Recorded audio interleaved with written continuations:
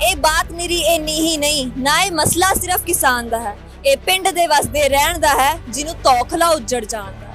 ਇਹ ਕਣਕ ਤੇ ਧਾਨ ਦੀ ਗੱਲ ਹੀ ਨਹੀਂ, ਇਹ ਅਣਖ ਤੇ ਆਣ ਦੀ ਗੱਲ ਵੀ ਹੈ।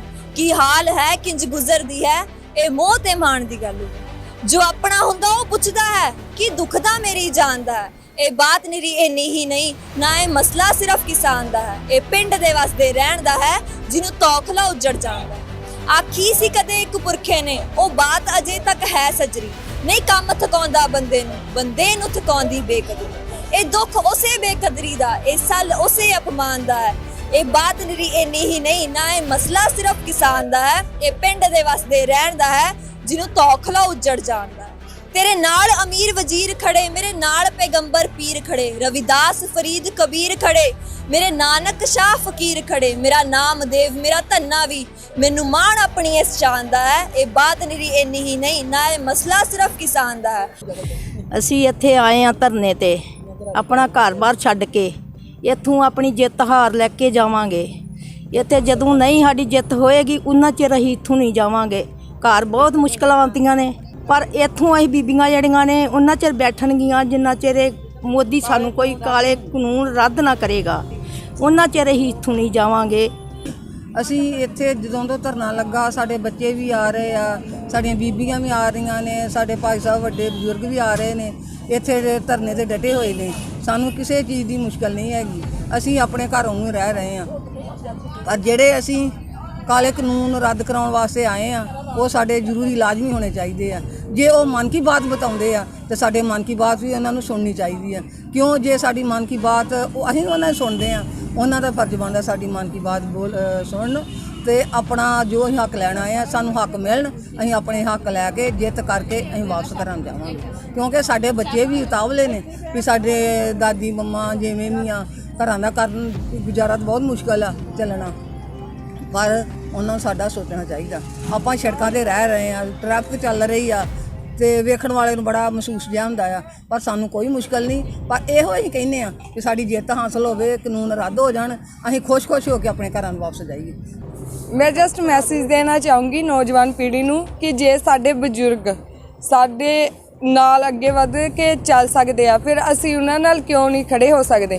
भी इत्थे बहुत सेफ आ, सब सेफ आ, सानू सब नूं आउणा चाहीदा है, अगे वधना चाहीदा है ते इन्हां नाल खड़े होना चाहीदा है। क्योंकि जे असी अज अपने घरां विच बैठ गए फिर तुसी कल गुलामी सहना सीख जाओगे, कदी भी तुसी अपने हक्कां लई खड़ना नहीं सिखोगे। जे तुसी चाहुंदे हो कि सानू साडे हक मिलदे रहन ते हक लैण लई लड़ना भी पैंदा है। हाँ जी, असीं इदां संगत वारों वारी इत्थे आउंदी रवांगे ਅਤੇ ਜਦ ਤੱਕ ਇਹ ਕੰਮ ਰੱਦ ਨਹੀਂ ਸਾਡੇ ਹੋ ਸਕਦੇ ਤਾਂ ਅਸੀਂ ਇਦਾਂ ਹੀ ਕਰਦੇ ਰਵਾਂਗੇ। ਅਸੀਂ ਬੰਦਿਆਂ ਨੇ ਝੋਨੇ ਲਾਉਣ ਵਾਸਤੇ ਪਿੱਛੇ ਛੱਡ ਕੇ ਆਏ ਹੋਏ ਹਾਂ, ਸਾਨੂੰ ਉਹਨਾਂ ਨੇ ਜਨਾਨੀਆਂ ਨੂੰ ਘੱਲਿਆ ਹੈ। ਅਸੀਂ ਆਪਣਾ ਕੰਮ ਕਾਜ ਸਾਰਾ ਕੁਝ ਛੱਡ ਕੇ ਇੱਥੇ ਬੈਠਣਾ ਤੇ ਮੁਸ਼ਕਲ ਹੈ, ਪਰ ਫਿਰ ਵੀ ਅਸੀਂ ਇਦਾਂ ਕਰ ਰਹੇ ਹਾਂ। ਅਸੀਂ ਆਪਣੇ ਮਸਲੇ ਬਾਰੇ ਇਦਾਂ ਬੈਠੇ ਹੋਏ ਹਾਂ, ਪਰ ਘਰੋਂ ਕੰਮ ਸਾਡਾ ਚੱਲਣਾ ਬਹੁਤ ਜ਼ਿਆਦਾ ਮੁਸ਼ਕਲ ਹੈ। ਇੱਥੇ ਸਾਨੂੰ ਮੁਸ਼ਕਲਾਂ ਤਾਂ ਬਹੁਤ ਆ ਰਹੀਆਂ ਨੇ, ਪਰ ਫਿਰ ਵੀ ਅਸੀਂ ਇਸ ਸੰਘਰਸ਼ ਵਿੱਚ ਅਸੀਂ ਡਟੇ ਹੋਏ ਹਾਂ, ਕਿਉਂਕਿ ਅਸੀਂ ਇੱਥੋਂ ਜਿੱਤ ਹਾਸਲ ਕਰਕੇ ਹੀ ਜਾਣਾ ਵਾ ਤੇ ਜਿੱਤ ਹਾਸਲ ਕਰਨ ਤੋਂ ਬਿਨਾਂ ਨਹੀਂ ਜਾ ਸਕਦੇ।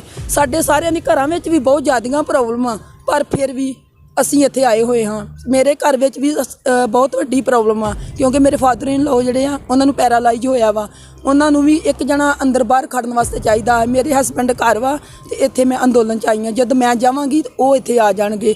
ਸਾਡੇ ਬੱਚੇ ਵੀ ਨਾਲ ਆਏ ਹੋਏ ਨੇ, ਮੇਰੀ ਬੇਟੀ ਵੀ 2 ਵਾਰ ਇੱਥੇ ਆ ਚੁੱਕੀ ਹੈ ਤੇ ਸਾਡੇ ਜਥੇਬੰਦੀਆਂ ਦਾ ਵੀ ਸਾਡੇ ਨਾਲ ਪੂਰਾ ਸਹਿਯੋਗ ਹੈ। ਜਿਹੜੀ ਚੀਜ਼ ਚਾਹੀਦੀ ਆ ਸਾਨੂੰ ਇੱਥੇ ਪਹੁੰਚਾ ਰਹੇ ਨੇ। ਮੁਸ਼ਕਲਾਂ ਵੀ ਆ ਸਾਨੂੰ ਇੱਥੇ ਬਹੁਤ ਜ਼ਿਆਦੀਆਂ, ਪਰ ਫਿਰ ਵੀ ਤੰਗੀਆਂ ਝੱਲ ਕੇ ਵੀ ਅਸੀਂ ਇੱਥੇ ਮੁਕਾਬਲੇ ਤੇ ਡਟੇ ਹੋਏ ਹਾਂ। हिम्मत अजे तू देखी की है, हिम्मत अजे तू देखी की है, इस मिट्टी दियां जाइयां दी राखी करनी आ गई जिद्दण सानू किरत कमाइयां दी। ना रीतां ना जेलां, ना रीतां ना जेलां ठाणे रोक उडारी पाउणगियां साडे सिदक दियां अजमाइशां तेरी रात लिआउणगियां, साडे सिदक दियां अजमाइशां तेरी रात लिआउणगियां। कदम साडे पहल साडी, कदम साडे पहल साडी, मंजिल असीं ही पावांगे। सब लई चानण वंड दा सूरज ऐसे अंबर चढ़ावांगे, सब लई चानण वंड दा सूरज ऐसे अंबर चढ़ावांगे। ਬਹੁਤ ਉਤਸ਼ਾਹ ਦੀ ਗੱਲ ਹੈ ਕਿ ਕਿਸਾਨ ਇੰਨੇ ਮਹੀਨਿਆਂ ਤੋਂ ਜਿਸ ਤਰੀਕੇ ਨਾਲ ਪੀਸਫੁਲੀ ਪ੍ਰੋਟੈਸਟ ਕਰ ਰਹੇ ਹੈਗੇ ਆ, ਔਰ ਇਹ ਜਿਹੜਾ ਪ੍ਰੋਟੈਸਟ ਹੈ ਇਹ ਸਿਰਫ ਹਿੰਦੁਸਤਾਨ ਦੇ ਪ੍ਰਦੇਸ਼ ਦੇ ਜਾਂ ਦੇਸ਼ ਦੇ ਕਿਸਾਨਾਂ ਦੇ ਹਿੱਤ ਵਾਸਤੇ ਨਹੀਂ ਹੈਗਾ, ਇਹ ਸਾਰੀ ਦੁਨੀਆ ਦੇ ਕਿਸਾਨਾਂ ਦੇ ਹਿੱਤ ਵਾਸਤੇ ਹੈ। ਕਿਉਂਕਿ ਦੁਨੀਆ ਅੱਜ ਇੱਕ ਨਜ਼ਰ ਲਗਾ ਕੇ ਬੈਠੀ ਹੈ ਇਸ ਕਿਸਾਨ ਅੰਦੋਲਨ ਤੇ, ਕਿਉਂਕਿ ਇਹ ਗਾਰੰਟਿਡ ਪ੍ਰਾਈਸ ਦੀ ਡਿਮਾਂਡ ਕਰ ਰਹੇ ਹੈਗੇ ਆ, ਔਰ ਗਾਰੰਟਿਡ ਪ੍ਰਾਈਸ ਜਿਹੜਾ ਹੈਗਾ ਦੁਨੀਆ ਵਿੱਚ ਹਰ ਮੁਲਕ ਵਿੱਚ ਕਿਸਾਨ ਪ੍ਰੋਟੈਸਟ ਕਰਦੇ ਆਏ ਹੈਗੇ ਆ ਕਿ ਬਈ ਸਾਡਾ ਗਾਰੰਟਿਡ ਪ੍ਰਾਈਸ ਸਾਨੂੰ ਮਿਲੇ। ਇੱਕ 1979 ਵਿੱਚ 1979 ਵਿੱਚ ਅਮਰੀਕਾ ਵਿੱਚ ਇੱਕ ਬਹੁਤ ਬੜਾ ਪ੍ਰੋਟੈਸਟ ਹੋਇਆ ਸੀਗਾ, ਟਰੈਕਟਰ ਦਾ ਪ੍ਰੋਟੈਸਟ ਹੋਇਆ ਸੀਗਾ, ਜਦ ਹਜ਼ਾਰਾਂ ਟਰੈਕਟਰ ਵਾਸ਼ਿੰਗਟਨ ਡੀਸੀ ਵਿੱਚ ਐਂਟਰ ਕੀਤੇ ਸੀਗੇ, ਔਰ ਉਹ 4-5 ਮਹੀਨੇ ਉੱਥੇ 4-5 ਹਫ਼ਤੇ ਉੱਥੇ ਵਾਸ਼ਿੰਗਟਨ 'ਚ ਰਹੇ ਵੀ ਸੀਗੇ।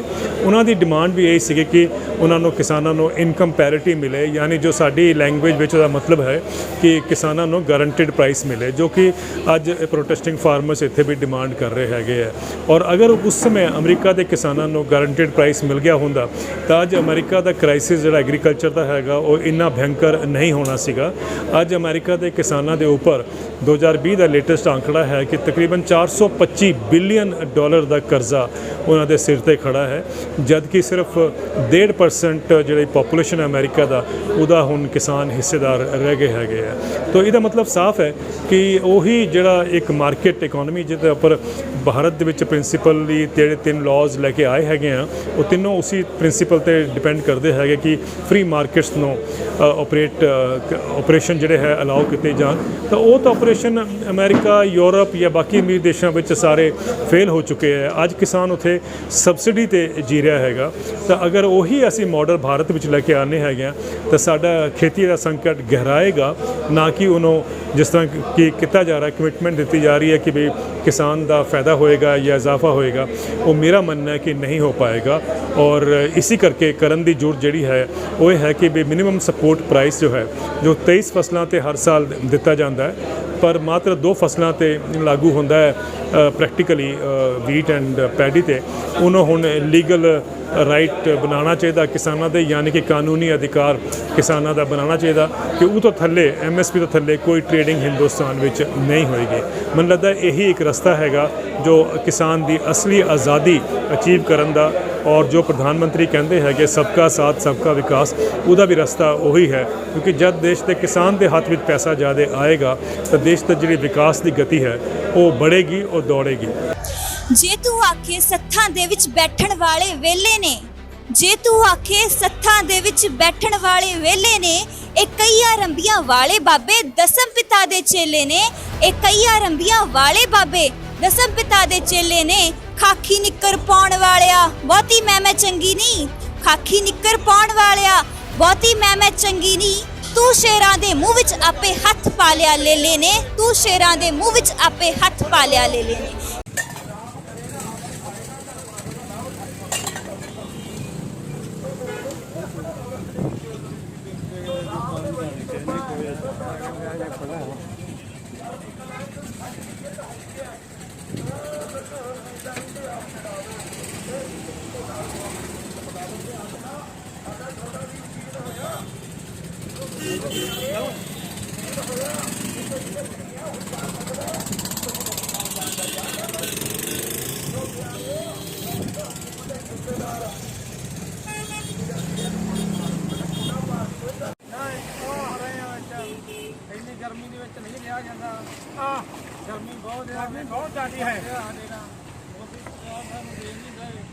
ਜੋ ਕੀ ਹੱਕ ਮੰਗਦੇ ਸਾਨੂੰ ਹੱਕ ਨਹੀਂ ਦੇ ਦਿੰਦੇ। ਬਹੁਤ ਖਰਾਬ ਕਰਦੇ ਹੈ, ਇੰਨੀ ਤੱਕੀ ਦੇ ਸਾਨੂੰ, ਸਾਨੂੰ ਹੱਕ ਦਾ ਤਾਂ ਦੇਵੇ, ਅਸੀਂ ਕਰੀਏ ਉਹਦਾ ਪੂਰਾ। ਸਾਨੂੰ ਹੱਕ ਦੇਵੇ, ਅਸੀਂ ਘਰ ਜਾਈਏ, ਅਸੀਂ ਘਰ ਨੂੰ ਜਾਈਏ। ਮੋਦੀ ਸਰਕਾਰ ਦਾ ਧੰਨਵਾਦ ਹੈ।